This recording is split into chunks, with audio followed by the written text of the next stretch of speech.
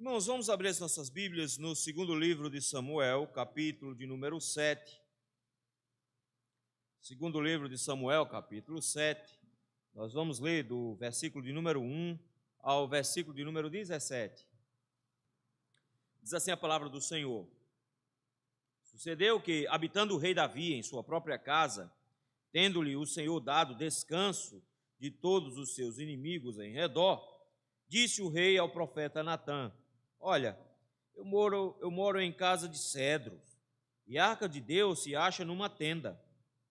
Disse Natã ao rei: Vai e faze tudo quanto está no teu coração, porque o Senhor é contigo.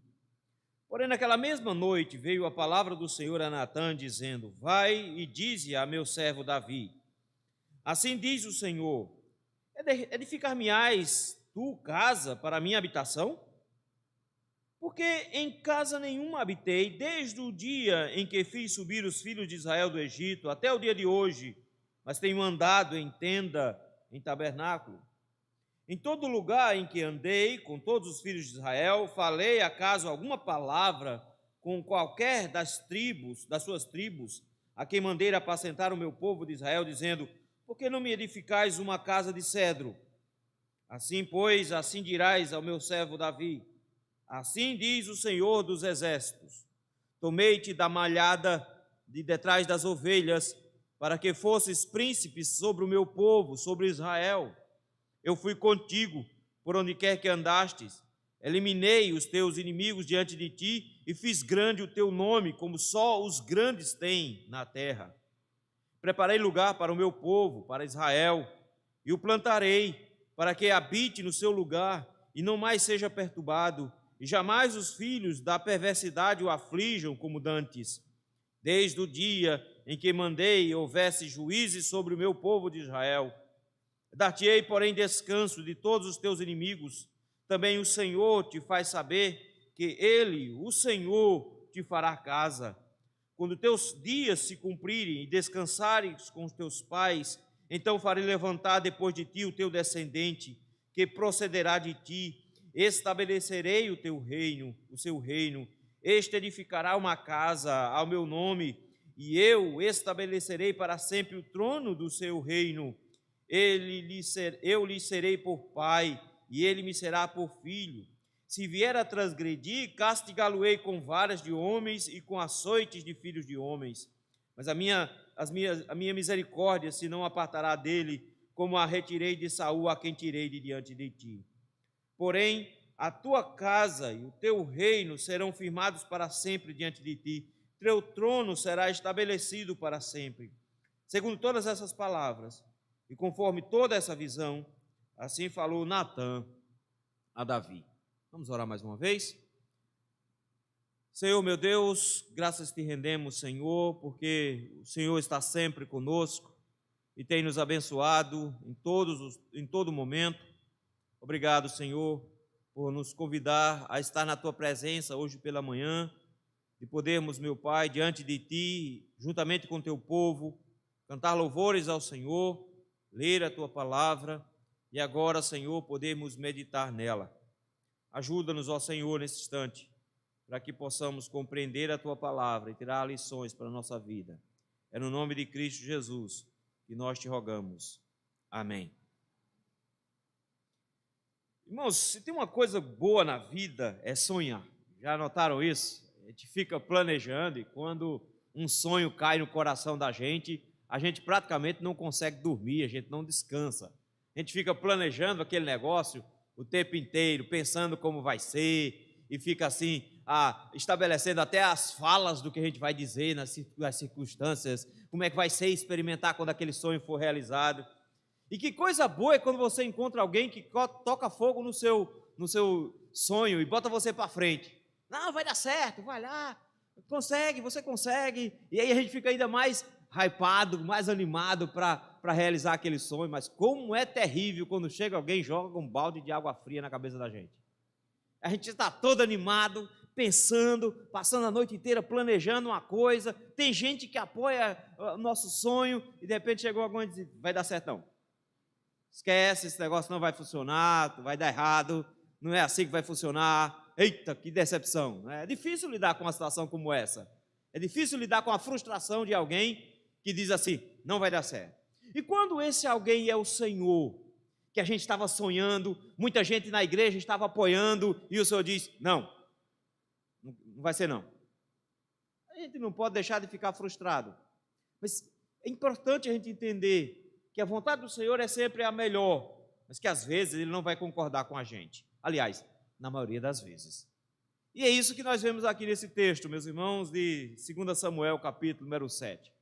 Esse é um dos textos mais importantes do Antigo Testamento. Esse texto ele está ao lado de Gênesis, capítulo de número 3, quando o Senhor faz uma promessa de um redentor a Adão e Eva. Esse texto está ao lado de Gênesis capítulo 12, quando o Senhor faz uma aliança com Abraão, aliança essa que será renovada também com os seus filhos Isaque e Jacó. Esse texto está ao lado de Êxodo, capítulo de número 24, por exemplo, quando o Senhor faz aliança com o seu povo e firma essa aliança por meio de sacrifícios.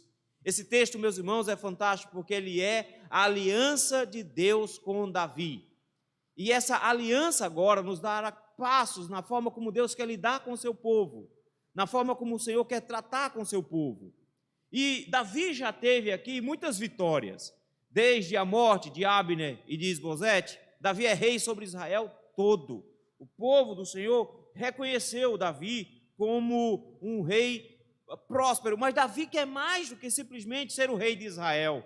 Ele quer ser aquele que unifica todas as tribos debaixo do único Senhor. Ele quer organizar o culto. Por isso que o capítulo 6 todo foi focado nisso. Mas nós vemos que enquanto Davi faz as coisas, Davi vai errando no processo também. Ele é pecador. E como pecador, ele comete alguns deslizes. Por exemplo, no início do capítulo 6, ele queria transportar a Arca da Aliança para Jerusalém. Qual foi o erro dele? Queria fazer isso rápido, queria fazer isso do jeito dele, e olhou para o exemplo dos vizinhos que não eram cristãos e de forma pragmática os imitou. Ele planejou conduzir a Arca da Aliança em cima de um carro de boi, quando não era da vontade do Senhor, e deu muito errado. Um jovem morreu por causa disso. No final do capítulo 6, ele resolveu fazer a coisa do jeito certo. E aí então ele conduz a arca não em cima de um carro de boi, mas em cima das costas dos levitas, da forma adequada, com sacrifícios, sendo conduzido pela tribo de Levi, e ele traz a Arca da Aliança. Mas mesmo no meio desse processo, temos uma decepçãozinha aí com a moça chamada Mical, primeira esposa de Davi. Essa mulher não compreendeu a adoração e o bom coração de Davi em fazer adoração. Lembrem, não é que ela está criticando simplesmente a adoração, porque a adoração de Davi está conforme as regras. Se está conforme as regras, Deus aceita. O problema dela é que ela quer que a adoração seja feita do jeito dela. Ela acha que o rei se rebaixou e o rei diz, eu vou me rebaixar, eu vou continuar me humilhando para sempre, porque meu papel não é me engrandecer diante do meu Deus, é ficar justamente humilhado diante do meu Deus. O capítulo 7 continua com a fase boa de Davi. O que nós temos agora, meus irmãos, até o capítulo 8, é uma grande crescente. É só Davi melhorando, é o território sendo expandido, tudo sendo pacificado. Ele já acabou com os filisteus, não tem mais esse problema com os filisteus. Ele já tem um momento de paz e de tranquilidade. Parece até que Davi está de férias no versículo número 1. Veja que no versículo 1 diz que ele estava lá descansando. O texto diz que Deus tinha dado descanso de todos os seus inimigos em redor. Gente, você não tem noção de quanto tempo faz que Davi não sabe o que é isso. Desde o dia em que Davi era um adolescente, um jovenzinho de 14, 15 anos, que Davi está brigando. Davi está lutando já faz muitos anos. A primeira guerra dele foi contra os filisteus. A última guerra dele agora foi também contra os filisteus. Ele passou a vida inteira lutando, ora lutando contra os filisteus, ora tentando se livrar de Saul, que estava querendo matá-lo. Foi uma dificuldade. Quando ele se tornou rei, ainda existem guerras. E tentaram invadir Jerusalém por 2 vezes, e nas 2 vezes ele foi vitorioso. Finalmente, o texto diz que agora Davi não tem guerra. Davi não tem guerra. Quando não se tem guerras, o que os reis fazem? Alguns reis gostam de olhar o que possuem. Por exemplo, o rei da Babilônia vai andar pelos seus jardins e ver quais são os bens que ele possui, as coisas grandiosas que ele fez, e vai dizer assim, olha que coisa magnífica que eu consegui construir. Aí o Senhor vai mandar ele pastar. mas tudo bem. Era isso que ele estava fazendo. E o que Davi faz quando não tem mais o que fazer? O que Davi faz quando derrota todos os seus inimigos? Davi planeja, Davi sonha. Enquanto guarda sonhos em seu coração, o texto nos mostra que Deus, às vezes, frustra os nossos sonhos. Versículo de número 1 diz: ele tem descanso dos seus inimigos. Davi agora estava morando na sua própria casa. A casa de Davi, meus irmãos, deveria ser uma coisa fantástica, porque no versículo 11 do capítulo 5 diz que o rei Irão de Tiro mandou para Jerusalém carpinteiros, pedreiros, edificadores e mandou madeira de cedro, madeira da melhor qualidade, para construir uma casa para Davi. A casa de Davi, o palácio de Davi, era um presente feito de madeira de melhor qualidade, muito bem arquitetada por homens que sabiam construir muito bem com madeira. Davi tem uma casa bonita, bem organizada. Mas olhe qual é a preocupação de Davi no versículo de número 2.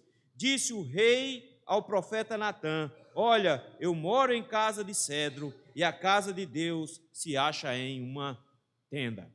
Até esse momento, ainda não tinha aparecido o nome de Natã na narrativa. É a primeira vez que Natã vai aparecer.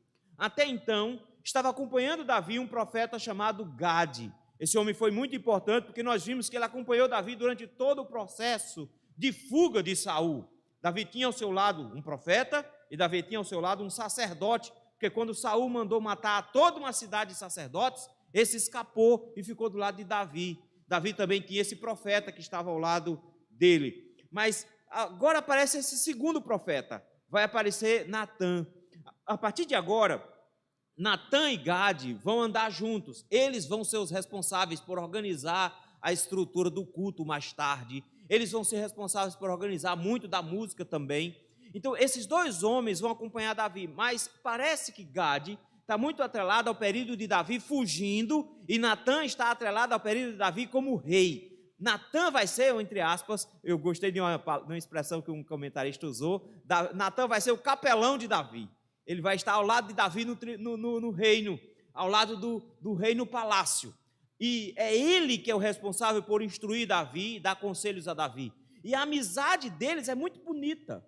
Porque, primeiro, nota que Natã, ele tem tanta coragem que ele é aquele que é escolhido por Deus para denunciar o pecado de Davi mais tarde. É Natã que vai fazer isso. E era preciso muita coragem. E pelo que parece, Davi não ficou com raiva de Natã, porque um dos filhos de Betseba com Davi se chamava justamente Natã. Então pode ser que seja uma homenagem aí, alguma coisa desse tipo. E o Senhor, de repente, coloca Natã ao lado de Davi, e Davi resolve compartilhar o sonho. Não é bom compartilhar o sonho? Davi tem um sonho aqui, ele diz assim: eu estou tendo um problema. O meu problema aqui é o seguinte: olha a minha casa. Gente, casão. Um casarão de madeira de cedro. Negócio fantástico, muito bonito. Ganhei de presente. Muito bonito. Mas olha onde é que está a arca. A arca do Senhor está debaixo de uma barraca, morando numa tenda. O que Davi está planejando desde o início? Ele já fazia isso desde lá atrás. Não é de agora. Davi, desde antes, já estava planejando dar ao Senhor um lugar adequado para morar. Era isso que ele queria. Mas o que ele faz agora é dizer: eu não posso morar numa casa boa e Deus morar numa casa ruim. A gente deveria ter casas iguais. É interessante porque isso é o oposto do que o povo de Israel faz depois. Porque mais tarde eles vão estar morando em casas apaineladas, casas bonitas, cobertas de marfim, e a arca do Senhor está sem uma casa para morar. E o Senhor reclama porque eles não estão construindo a casa, manda profetas para falar contra isso. Davi aqui tem um coração sincero. Davi diz: eu não posso morar num lugar bom e Deus morar num lugar ruim, Deus morar debaixo de uma tenda, de uma barraca. Isso não é legal. O que está consumindo a cabeça de Davi nesse instante, que ele não tem preocupações com inimigos, é: eu preciso dar um lugar melhor para Deus. Que sonho bom. Sonho legal, não é? Mostra a piedade de Davi, mostra o amor que Davi tem pelo Senhor, mostra o cuidado que ele tem com as coisas de Deus, o amor que ele tem para com a casa do Senhor. Ele quer construir uma casa bonita também. Ele quer construir algo tão bonito quanto é a casa dele de cedro. E aí o que ele faz? vou falar para Natã. E ele procura Natã para compartilhar esse sonho que ele tinha, que ele estava pensando aqui. E Natã, meus irmãos, é aquele amigo de primeira que bota gás nos teus sonhos. Olha que coisa boa, Natã diz assim. Ele diz assim: eu moro numa casa de cedro, casa do Senhor, a arca do Senhor está numa tenda, e Natã diz assim: vai, faze tudo quanto está no teu coração, porque o Senhor é contigo. Olha que legal. Natã diz: vai, cara, a ideia é boa, a ideia é boa, isso é bonito, e o Senhor está com você, e tudo que você faz, Deus abençoa. Então por que Deus não abençoaria a construção de uma casa, não é? Uma casa para ele, um sonho bom desse, você tem que realizar mesmo, cara. Então começa aí, se organiza, planeja, monta aí, vê um projeto de quanto vai custar esse negócio, qual é o tamanho que você quer disso aqui. Vamos começar a se organizar. Coisa boa, rapaz, ideia boa. Natã bota Davi para frente. Natã está estimulando o sonho de Davi. Mas o que o texto não diz é que Natã consultou a Deus. O texto também não diz que Davi consultou a Deus. Eles estão sonhando. Natã comprou o sonho de Davi e os dois estão planejando agora. Eita, vai dar certo. A gente vai fazer uma bela de uma casa e fica naquela coisa. Nós vamos fazer uma casa bonita para o Senhor. O que eles não contavam é com o versículo 4. Porque Natã estimulou Davi, mas Deus veio falar com Natã de noite. Porque Natã não consultou o Senhor quando disse que Davi podia correr para fazer o trabalho. Mas Deus falou com o Senhor, com Natã, versículo número 4, dizendo: naquela mesma noite veio a palavra do Senhor. O Senhor não esperou muito tempo, notou? Na mesma noite que eles tiveram essa conversa, que Natã botou gás em Davi. Eu fico pensando aqui, Davi já estava sonhando com esse negócio, já estava todo animado com esse negócio. Depois que Natã botou gás nele, como é que foi a noite de Davi? Se Davi já estava animado para fazer, e o profeta agora disse que ia estar do lado dele para fazer, Davi provavelmente passou a noite todinha fazendo rabisco. Passou a noite todinha planejando esse negócio, e foi muito bem planejado, na verdade. Mas o Senhor vem para jogar um balde de água fria na cabeça de Davi, versículo de número 5. Eu quero que você note aqui que a palavra que mais aparece, 15 vezes vai aparecer nesse texto, é a palavra casa. Ela vai aparecer o tempo inteiro. E tem duas palavras que também se destacam aqui, uma palavra que se repete duas vezes aqui também, a palavra servo. Davi aqui é apresentado assim, veja aí, versículo 5, vai e dize a meu servo Davi, aquele que está para me servir. Isso não é uma palavra pequena, isso era uma honra, você ser chamado para servir ao Senhor. E Davi, ele é chamado não para realizar os seus planos, Davi é realizado para servir a Deus. E o Senhor o chama exatamente pelo que ele é, um rei exaltado, mas que aqui ele é um servo. E o Senhor o chama de servo e diz: traz uma palavra para ele, algumas perguntinhas iniciais para a gente estabelecer as coisas, como é que elas funcionam aqui, mas tudo bem, vamos lá. Diga assim, versículo 5, diga assim a meu servo Davi: assim diz o Senhor, edificar-me-ás tu casa para a minha habitação? Isso aqui é fantástico, eles. A pergunta é bem simples, mas tem um sarcasmo por trás enorme. É o Senhor dizendo para Davi: você quer fazer uma casa para mim? É esse o seu plano? Você está querendo fazer uma casa para eu morar? Notem, meus irmãos, que a grande questão aqui é que Davi, ele tem uma concepção humana sobre Deus. E na concepção humana que Davi tem sobre Deus, ele pensa: Deus deve estar muito desconfortável morando naquela barraca. Eu estou muito confortável na minha casa é boa, mas Deus está morando debaixo de uma barraca, então o lugar não é legal para ele, não é bonito para ele, não está à altura dele. Então, o que Davi está enxergando é um Deus que está desconfortável numa casa, enquanto Davi não merece estar numa casa boa. E aí Deus dá a perspectiva correta para Davi de como ele é e o que ele pensa.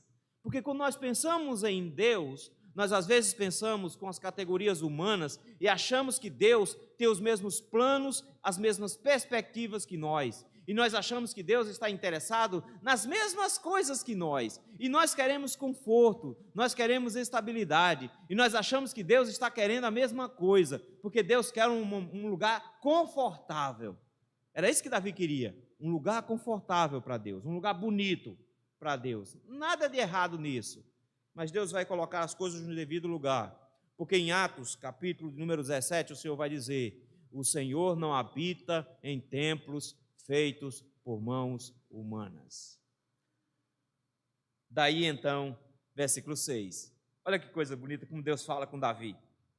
Porque em casa nenhuma habitei desde o dia em que fiz subir os filhos de Israel até o dia de hoje.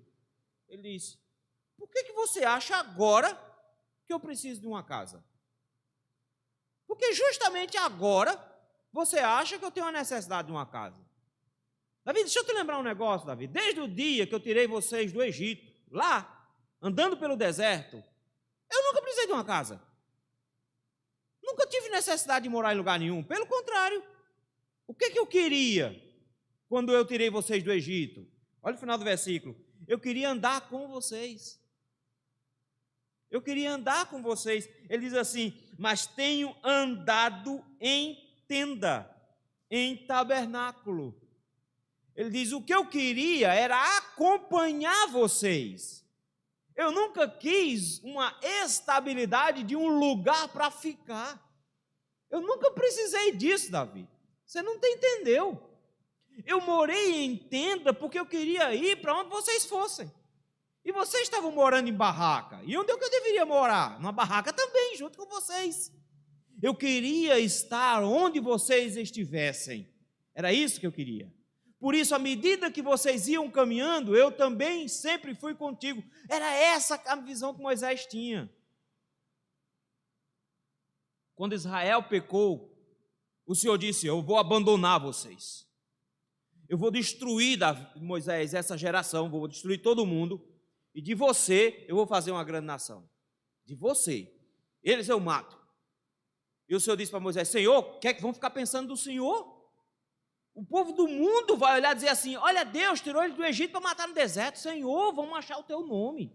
Não é por ele não, ele não merece mesmo não. Mas vão falar mal do Senhor, o Senhor não pode fazer um negócio desse. Aí o Senhor diz: é verdade, não vou fazer isso não. Mas vamos fazer o seguinte: eu não vou mais com vocês. Eu vou mandar na frente de vocês um anjo. Ele vai dar a terra para vocês, ele vai vencer os inimigos de vocês, vocês vão chegar na terra, tudo bem, mas eu não vou com vocês. Eu não vou com vocês mais. Eu não ando mais no meio de vocês, porque se eu for no meio de vocês, vão matar tudinho. Aí Moisés diz assim: Senhor, mas como é que nós, que somos o povo chamado pelo teu nome, vamos andar sem o Senhor? A terra prometida para nós não é nada se o Senhor não estiver conosco. Nós queremos que o Senhor vá conosco. Quando o Senhor despede o povo dizendo: vão embora, Moisés pergunta: para que lado o Senhor vai? Eles não passaram 40 anos perdidos, sem GPS no deserto. Eles passaram 40 anos seguindo Jesus. Porque foi a nuvem que ficou rodando por 40 anos. Ela ficou rodando 40 anos, mas não valia a pena entrar na terra prometida sem Deus. Eles precisavam que Deus apontasse e os levasse. E realmente Deus matou toda aquela geração por 40 anos. Quando foi para entrar na terra prometida, só Josué e Caleb tinham escapado. Ninguém escapou.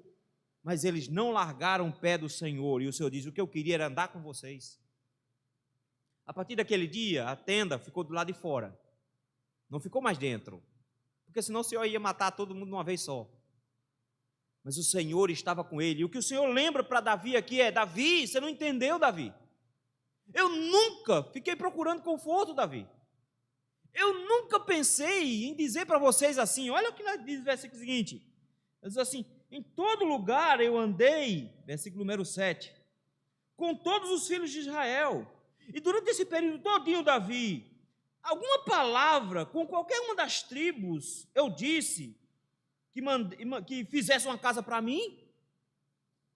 Ele disse: Davi, eu fiquei esse tempo todo acompanhando vocês. Quando foi que eu parei e disse assim, faça uma casa para mim? Eu nunca pedi, Davi.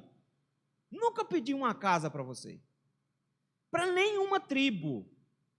A única coisa que eu queria, olha o versículo de número 7, ele diz assim: em todo lugar em que andei com todos os filhos de Israel, falei acaso alguma palavra com qualquer das tuas tribos, a quem mandei apacentar o meu povo de Israel, dizendo: por que não me edificais uma casa de cedro?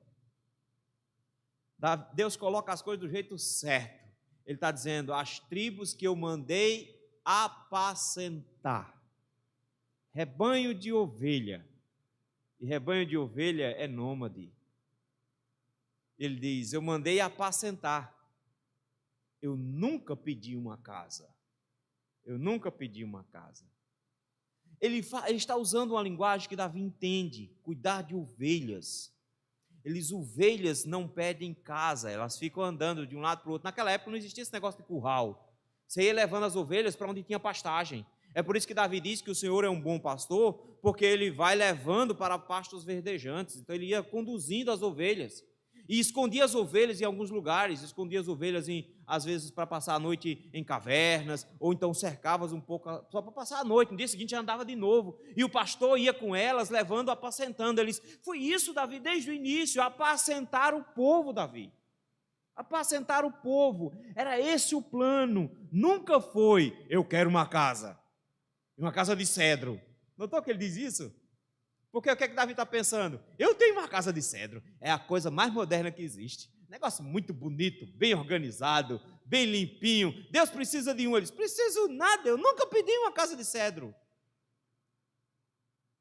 Que balde de água fria.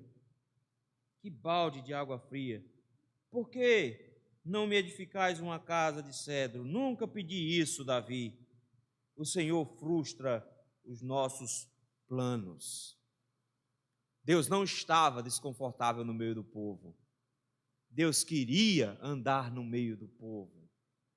Deus queria estar com o povo. Deus queria que o povo fosse apacentado. Deus não estava preocupado num conforto. Ele não estava preocupado com isso. Quem estava preocupado com isso era Davi. Você pode pensar assim: agora Davi desanimou. Não, porque ao mesmo tempo que Deus frustra os nossos planos, os nossos sonhos, Ele mostra que Ele tem planos infinitamente melhores para nós.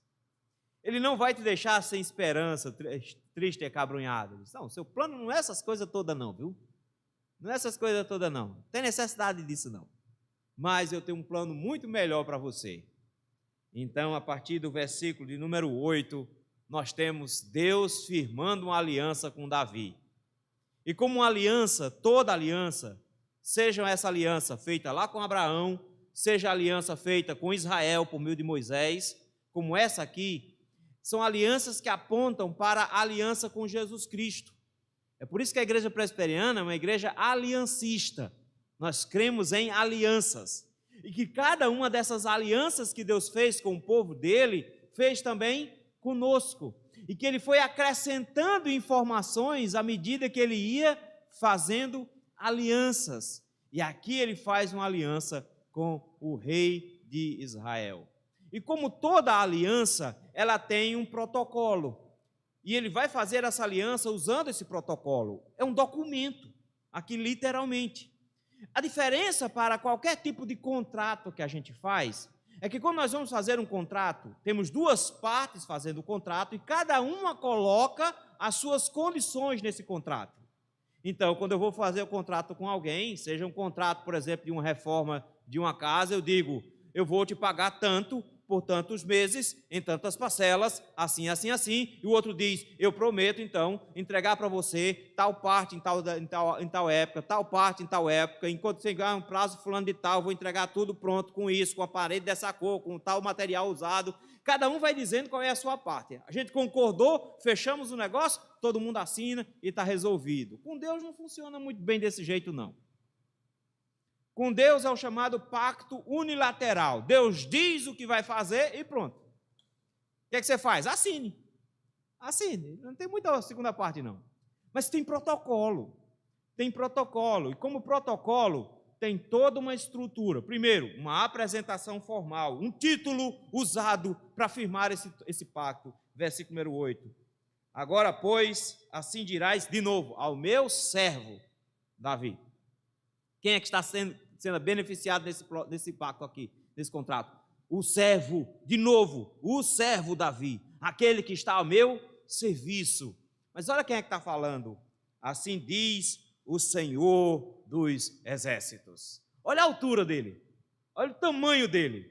Davi, um servo, é o rei de Israel, é bem verdade, mas o servo, quem está falando com Davi, o Senhor dos exércitos, aquele que comanda todos os anjos dos céus e todos os astros e estrelas que existem. É ele quem está falando com Davi. E aí vem o que a gente chama de prólogo. O que é o prólogo? É um breve resumo do que já foi feito. Então ele monta uma estrutura onde vai ser a base. E aí você tem versículos 8 e 9. Olha aí, ele vai dizer o que foi que eu fiz com você, Davi. Vamos lá. Tomei-te da malhada de detrás das ovelhas. Quem você era? Ninguém.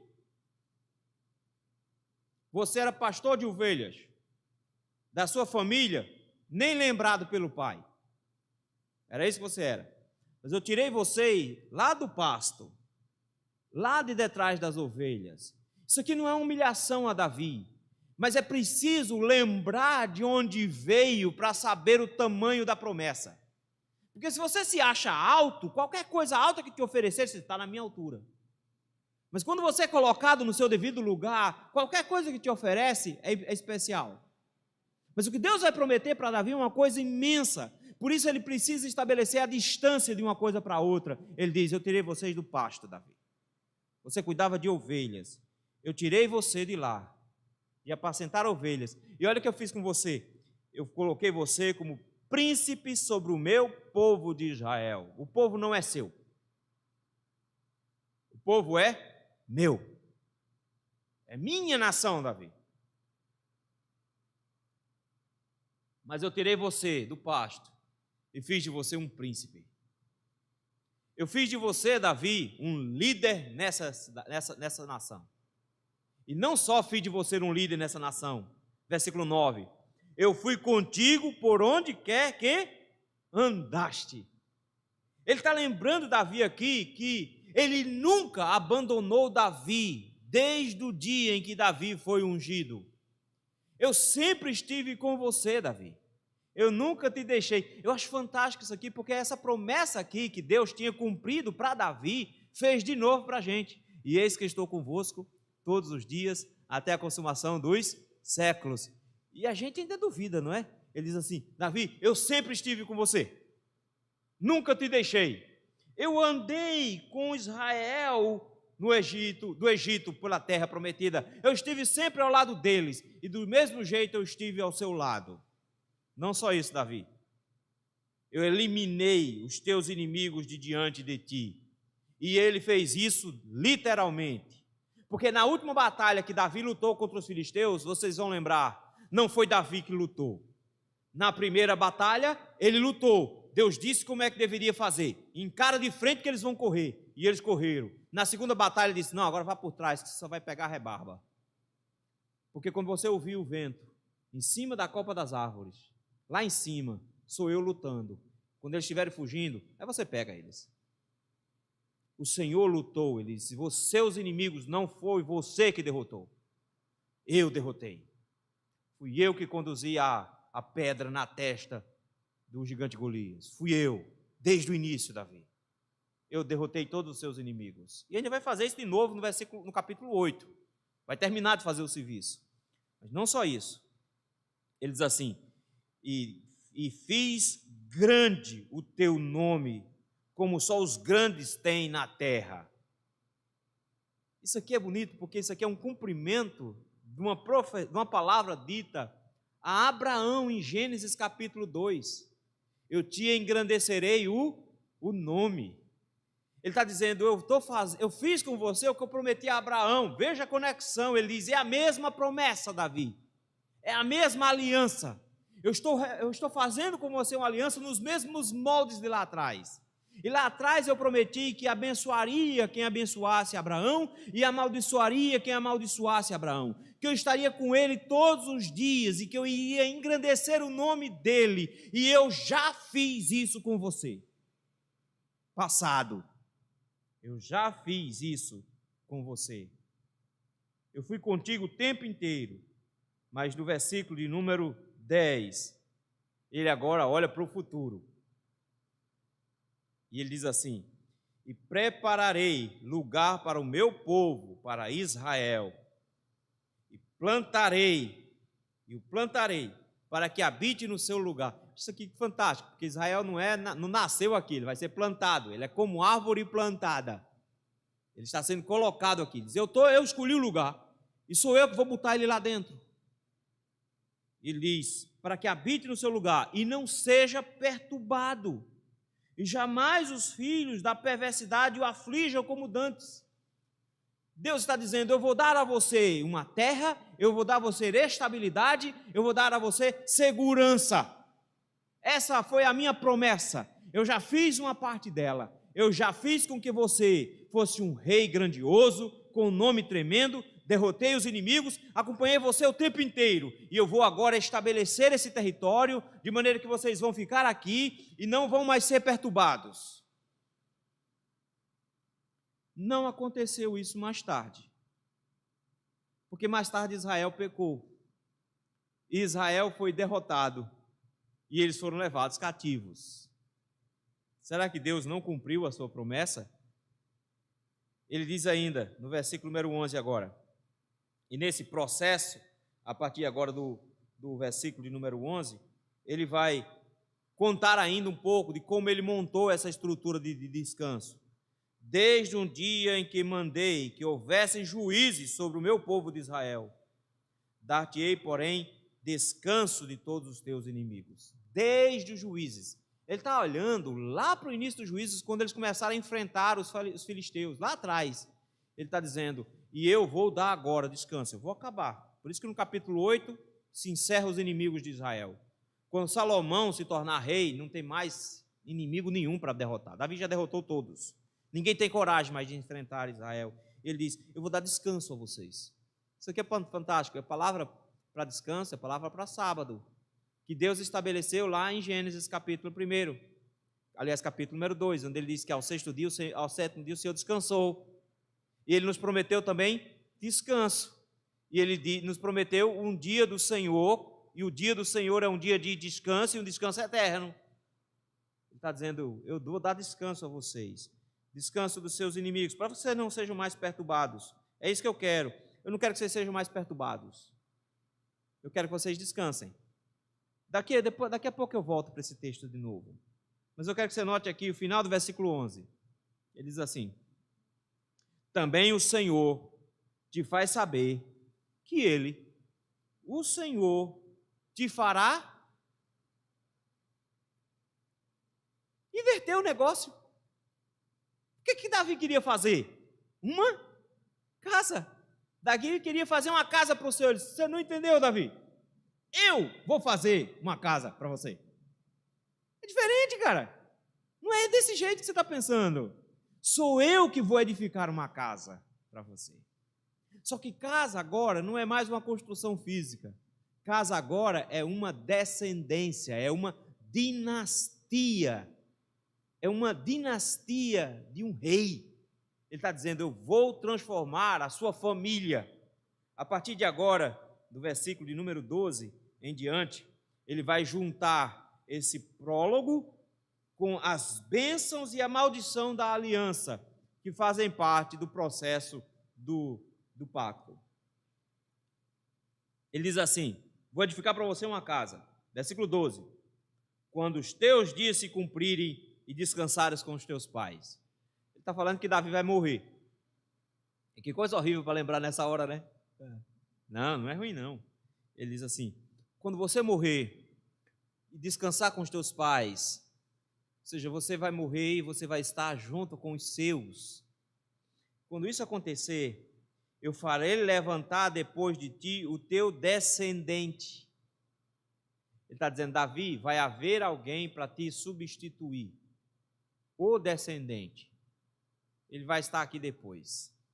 E esse descendente que procederá de ti, ou seja, não vai ser um bastardo um de fora, vai ser alguém que é descendente direto de você, vai ser o teu filho.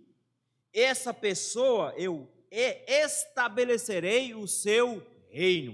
Ele diz: a estabilidade do teu reino, Davi, não virá por teu intermédio, porque quando você morrer, eu vou fazer surgir um descendente seu, que trará estabilidade para o teu reino. Essa pessoa vai fazer com que o seu reino seja estável. Será que é Salomão que ele está falando? Porque depois de Salomão, o filho de Salomão, Roboão, arranjou uma treta tão grande com o povo de Israel, que Israel rachou no meio. E não só isso, vários filhos de Davi vieram depois, reis, até homens que fizeram o que era correto diante do Senhor, até que chegou um momento que eles começaram a se perder, e o Senhor também destruiu a dinastia. E eles ficaram escondidos. Nunca mais teve rei sobre Israel depois que eles foram levados para a Babilônia. Não só isso, até Zorobabel, que era descendente de Davi, ao retornar para Israel, não era mais rei, era um governador. Ninguém vai mais reinar depois. Deus descumpriu isso aqui? Será que Deus descumpriu isso aqui? Ele diz assim no versículo 13: essa pessoa, esse descendente, ele é que vai edificar uma casa. Ele é que vai edificar uma casa. E ele vai edificar uma casa ao meu nome. Eu o estabelecerei para sempre, o trono do seu reino. Nota que ele está apontando de alguma forma para Salomão. Ele está dizendo: Davi, quando você morrer, seu filho, que a gente já sabe que é Salomão, ele vai reinar. E ele vai estabelecer paz e segurança em Israel. Ele vai tornar Israel um lugar próspero. Ele é quem vai construir uma casa para mim. É ele quem vai fazer isso. E eu vou estabelecer o seu reino nele. Vai ser Salomão. Mas tem muita coisa aqui que não encaixa depois. Principalmente quando chega no versículo 14. No versículo 14 ele diz assim: eu lhe serei por pai e ele me será por filho. Davi, não se preocupe. Qual é a preocupação de um pai quando vai morrer? Deixar o filho órfão. Ele disse: não se preocupe, quando você morrer, eu vou cuidar do teu filho, porque ele vai ser um filho para mim. Eu vou cuidar dele como um pai. Então eu vou cuidar do teu filho como um pai. Eu serei um pai para ele, ele vai ser um pai para mim. Mas tem um detalhe, Davi. Aí vem a maldição da aliança. Porque até agora só foi bênção, não é? Vai ser um reinão, vai ser muito bonito, vai ser muito bom. Aí vem a maldição, ele diz assim: se vier a transgredir, eita, agora começou a enhar o negócio. Se ele pecar, se ele desobedecer à lei, eu vou castigá-lo. Mas isso aqui é importante. Porque Deus quer deixar bem claro para Davi: não, meu filho, não vai achando que porque você vai ter um filho, que vai estar tudo bem. Não, se fizer besteira, vai apanhar. Agora tem uma vantagem enorme aqui, na surra que Deus promete dar para os filhos de Davi. A vantagem é boa. Ele diz assim: se o seu filho transgredir, castigá-lo-ei com varas de homens e com açoites de filhos de homens. Ou seja, eu vou usar nações vizinhas para bater neles. Eu vou castigá-lo com vara de homens. Mas, ao mesmo tempo, versículo 15, mas a minha misericórdia se não apartará dele. Sabe o que ele está dizendo? Mesmo que eles façam a pior porcaria do mundo, eu vou dar uma baita de uma surra neles, e ele deu, trazendo a Síria e a Babilônia, e levando todo mundo cativo, foi muito sofrimento. Diz: eu vou dar uma baita surra neles, mas eles ainda vão ser os meus filhos por causa de você. eu vou ter misericórdia deles. Veja que bonito, ele está dizendo, eu vou dar uma surra, mas eu não vou matar ninguém não, Davi. Olha aí, ele diz assim, eu não vou fazer do jeito que eu fiz com Saul, como retirei de Saul e a quem tirei diante de ti. Eu não vou tirar a minha misericórdia de vocês. Sabe o que é fantástico? É que quando Deus vai falar com Salomão, depois de Salomão ter casado com um monte de mulheres, depois de Salomão ter construído templos pagãos dentro de Jerusalém e ter adorado esses deuses junto com suas esposas, Deus diz para Salomão, eu não te tiro o trono por causa do teu pai. Você merece, mas eu não vou tirar por causa do teu pai. E eu só não vou tirar agora por causa do teu pai. Mas quando você morrer, o seu filho vai perder. Mas eu não vou tirar tudo por causa do teu pai. 10 tribos vão ficar contra ele, 2 vão ficar ao lado dele. Por causa do teu pai. O tempo todo Deus vai estar lembrando, é por causa de Davi. É por causa de Davi. Quando os reis bons estiverem lá na frente fazendo o que é correto, ele vai dizer, é por causa dele, que ele é filho de Davi. Ser filho de Davi vai fazer toda a diferença aqui. Porque quando Jeroboão assumir o trono das 10 tribos e começar a reinar, vão morrer um atrás do outro, feito mosca, sempre um matando o outro. Todos os reis de Israel que seguiram Jeroboão, eles simplesmente foram maus perante o Senhor e foram castigados pelo Senhor, de forma que Israel foi primeiro para o cativeiro, Judá foi só depois. Porque Jeroboão disse na frente de Roboão, hoje nós abrimos mão e não temos mais nenhuma parte com a casa de Davi. Eles estavam abandonando Davi. Por isso que o Senhor os castigou do início até o final. Ele diz aqui, eu nunca vou tirar a misericórdia da casa de Davi. Nunca. Daí vem o versículo 16. Porém, a tua casa e o teu reino serão firmados para sempre diante de ti. Teu trono será estabelecido para sempre. 2 vezes a palavra sempre. Está vendo? Sempre firmado, sempre estabelecido. Mas a dinastia de Davi caiu, não voltou para o trono, até que veio Siló, promessa dada lá atrás, em Gênesis 49, quando Jacó disse que viria um. Daí nós temos, meus irmãos, promessas incríveis. Porque lá atrás, Deus disse para Adão e Eva, da semente da mulher, nascerá um que esmagará a cabeça da serpente. Disse para Abraão, de ti eu farei uma grande nação, e de ti virão reis, e eu te engrandecerei o nome.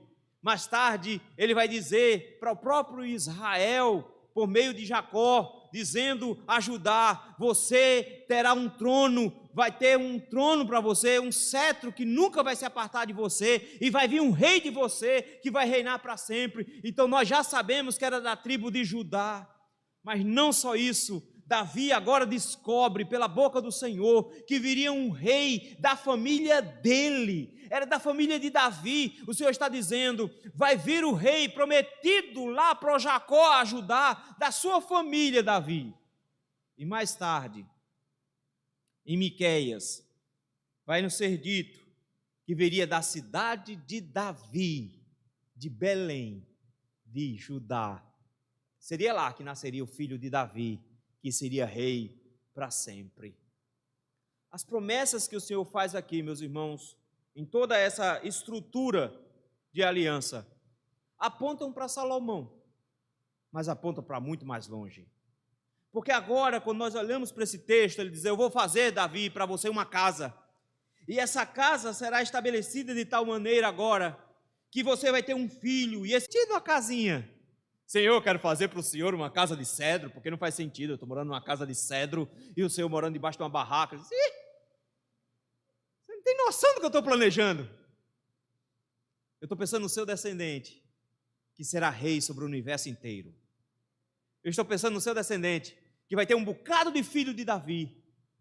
Eu estou pensando no seu descendente, que vai reinar soberano, que vai dar descanso de verdade, que vai realmente livrar todos vocês dos inimigos, que vai realmente ter um nome grande, porque Deus o exaltou sobremaneira e lhe deu o nome que está acima de todo nome, para que todo joelho se dobre e toda língua confesse que o filho de Davi é o Senhor. Davi, o seu plano é legal, Davi. Eu vou deixar você fazer. Teu filho vai fazer, você não. Mas tem um filho seu que vai fazer tudo certinho. E ele sim vai construir uma casa. Ele sim vai fazer tudo. O plano dele é muito maior. Queridos, quando nós olhamos para esse texto, nós temos duas perspectivas fantásticas para trabalhar. Primeiro é como é que nós lidamos com os nossos sonhos, com os nossos planos, nossos projetos. Planejar está no coração do homem, sonhar está no coração do homem. O coração do homem pode fazer planos, mas a resposta certa dos lábios vem do Senhor. E, meus irmãos, não tem coisa mais maravilhosa no mundo do que quando Deus desmancha os nossos planos. Não tem coisa mais fantástica no mundo quando Deus diz: ok, você planejou, mas não é isso. Não vai dar certo e não é desse jeito que eu quero, não. A gente fica meio chateado: Senhor, não vai dar certo? Por que não, Senhor? Tanto que eu queria, e até eu tenho tanta boa intenção, eu queria que o Senhor fizesse um negócio bonito, Senhor, mas por que não vai dar certo? Queridos, de repente o Senhor nos lembra hoje de que os planos que o Senhor tem para nós são infinitamente maiores e melhores do que a gente pode pensar. Às vezes nós olhamos para aquilo que nós estamos sonhando e pensamos: isso aqui é o melhor para nós, mas às vezes Deus diz: é nada, eu tenho uma coisa muito melhor para você. Então não fique frustrado quando o Senhor te tirar um plano ou um sonho das mãos. Não fique chateado, não. Sonhe. É bom sonhar. Ajude o outro, seja um Natan.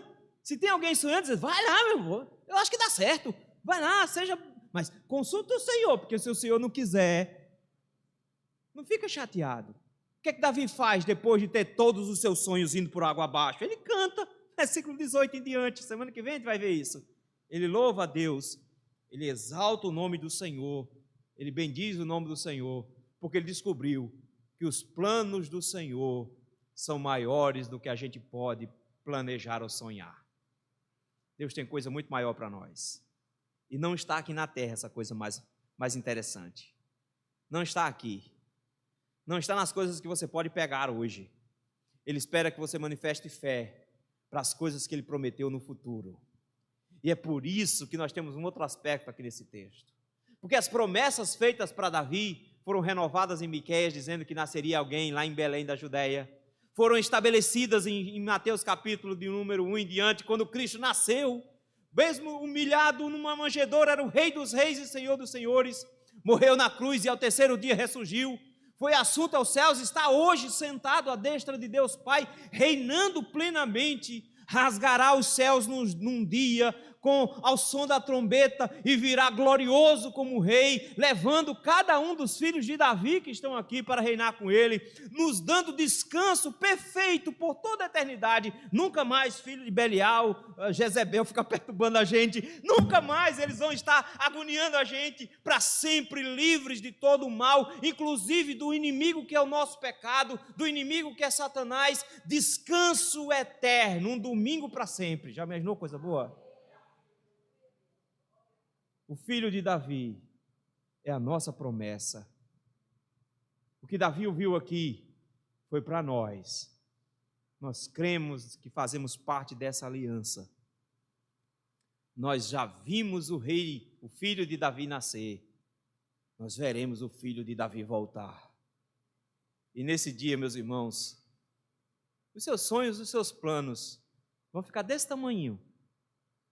Aquele sonho de uma faculdade, de um curso, de um bom emprego, de casar, de ter filho, de ter uma boa casa, vai ficar desse tamanho quando você contemplar a glória e a grandeza do nosso Rei chegando. Então guarde o seu coração para continuar crendo e confiando e esperando no seu Rei, mesmo que Ele frustre os teus planos hoje, se alegre nos planos do seu rei. Ele tem coisa muito maior guardada no futuro para nós. E nós seremos felizes, plenamente felizes, por toda a eternidade. Vamos orar? Obrigado, Senhor, por nos abrir os olhos. O Senhor não habita em templos feitos por mãos humanas. O Senhor não está desconfortável entre nós. E não importa, Senhor, o lugar onde nós venhamos a nos reunir. Se for num lugar bom como esse, onde temos bancos acolchoados, temos água, temos climatização, ou se debaixo de uma árvore, no calor de 40, 50 graus, sentados no chão, nossa alegria é que o Senhor está conosco. E ficamos muito felizes em saber que o Senhor tem prazer em estar conosco também. Que o Senhor não está interessado nos confortos que nós podemos oferecer para o Senhor, mas o Senhor está muito mais interessado em edificar uma casa para si, para Cristo. Obrigado pela pessoa de Cristo. Obrigado por tão grandiosa esperança que o Senhor nos deu hoje pela manhã. Obrigado, Senhor, por nos lembrar que não foi Salomão que cumpriu essas promessas, que foi Cristo construindo a sua igreja que cumpriu essas promessas, e que nós ainda temos promessas magníficas de um retorno, quando todas essas bênçãos prometidas a Davi serão plenamente concluídas, e nós gozaremos de um reino pacificado e feliz por toda a eternidade. Obrigado por nos lembrar disso, Senhor. Aumenta a nossa fé, porque às vezes no dia a dia, Senhor, a gente esquece dessas promessas, se agarra e sofre por tantas coisas que nós vivemos aqui.